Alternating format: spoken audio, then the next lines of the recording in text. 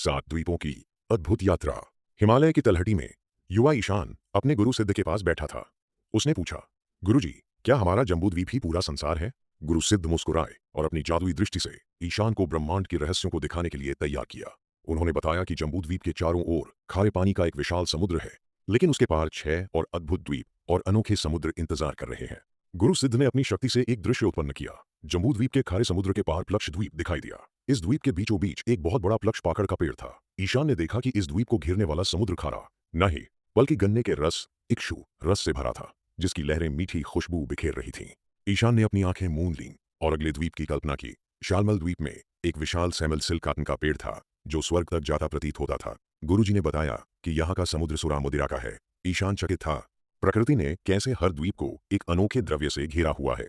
आगे देखो ईशान, गुरु सिद्ध ने कहा। अब उनके सामने कुश द्वीप था। यहाँ की भूमि कोमल और चमकीली कुश घास से ढकी हुई थी। इस द्वीप के चारों ओर घी घृत का समुद्र था। गुरुजी ने हवा में हाथ लहराया, जैसे वे उस शांति और समृद्धि को महसूस कर रहे हों जो इस द्वीप की विशेषता थी। जैसे जैसे वे आगे बढ़े, दृश्य और भी विचित्र होते गए।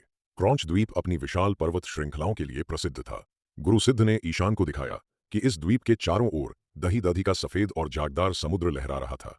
ईशान ने पहले कभी ऐसी कल्पना भी नहीं की। Descanetime.com T.im अगला पड़ाव शाक द्वीप था, जहां एक विशाल शाक सगौन का वृक्ष खड़ा था।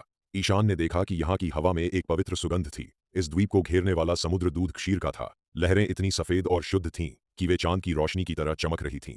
अंत में वे सबसे बाहरी द्वीप पुष्कर द्वीप पहुंचे। यहाँ का केंद्र एक विशाल कमल था, जिस पर ब्रह्मा जी का निवास माना जाता है। गुरु सिद्ध ने ईशान को समझाया कि यह द्वीप मीठे जल स्वादुदक के समुद्र से घिरा हुआ है, जो शुद्धता का प्रतीक है। ईशान और गुरु सिद्ध अब ब्रह्मांड की सीमा पर खड़े थे। मीठे जल के समुद्र के पार एक बहुत बड़ी सोने की भूमि थी, जहां कोई जीव नहीं रहता था। गुरुजी ने बताया कि यह भूमि सूर्य के प्रकाश को परावर्तित करती है, जिससे हमारे द्वीपों पर उजाला रहता है। और यह क्या है गुरुजी? और यह क्या है गुरुजी? और यह क्या है गुरुजी? ईशान ने एक विशाल काली दीवार जैसी आकृति को देखकर पूछा।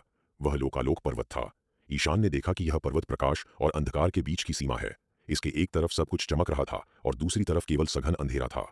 यात्रा समाप्त हुई और ईशान वापस अपने आश्रम में लौट आया। गुरु सिद्ध ने उसके सिर पर हाथ रखकर कहा, ईशान, यह संसार हमारी सोच से कहीं अधिक विशाल और विविधतापूर्ण है। ईशान अब जान गया था कि ज्ञान की कोई सीमा नहीं है और प्रकृति के रहस्य अनंत है। अगर आपको हमारी ये वीडियो अच्छी लगी हो तो वीडियो को लाइक और शेयर करें और इसी ही वीडियो देखने के लिए हमारी चैनल को सब्सक्राइब करिए।